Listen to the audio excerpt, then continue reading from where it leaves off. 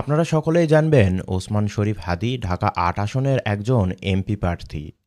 গতদিন তাকে গুলি করা হয়েছে। সে আশঙ্কাজনক অবস্থাতে রয়েছে। আমরা সকলেই তার সুস্থতা কামনা করছি। যে সন্ত্রাসীরা তাকে গুলি করেছে তার গ্রেপ্তার দাবি করছি এবং এই নিন্দনীয় কাজের জন্য ঘৃণা জানাচ্ছি।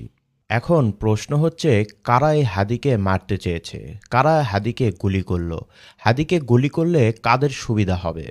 জুলকারনাইন সায়ের তার ফেসবুকে একটি স্ট্যাটাস দিয়ে বলেছে যে ফয়সাল কবির মাসুদ নামের একজন নাকি তাকে গুলি করেছে,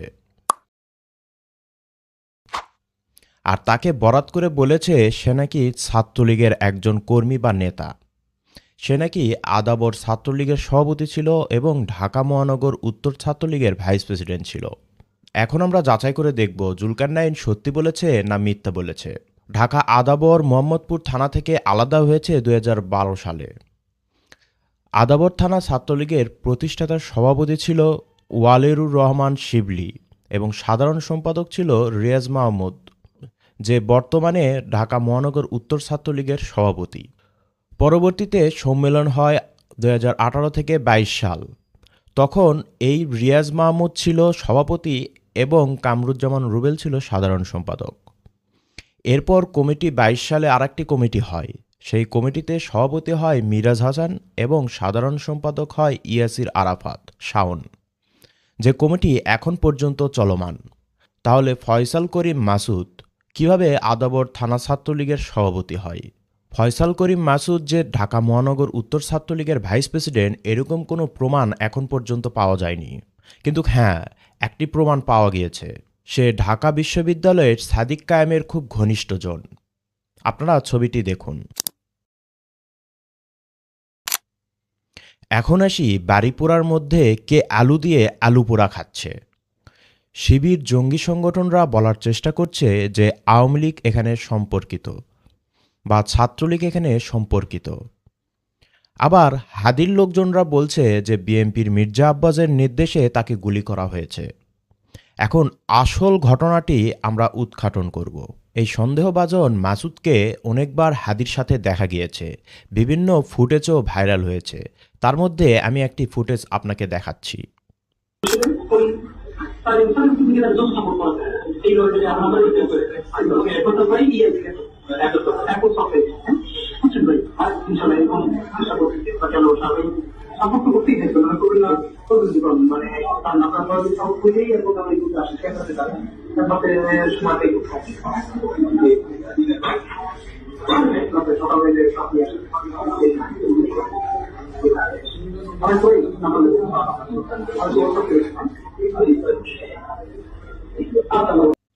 একবার চিন্তা করুন তো, ছাত্রলীগের একজন নেতা সে কিভাবে হাদির সাথে চলতে পারে? হাদি কি বুদ্ধি প্রতিবন্ধী, বা হাদির সহযোগী যারা রয়েছে তারা কি বুদ্ধি প্রতিবন্ধী যে একজন ছাত্রলীগের নেতাকে নিয়ে সে হাদি সবসময় ঘুরবে?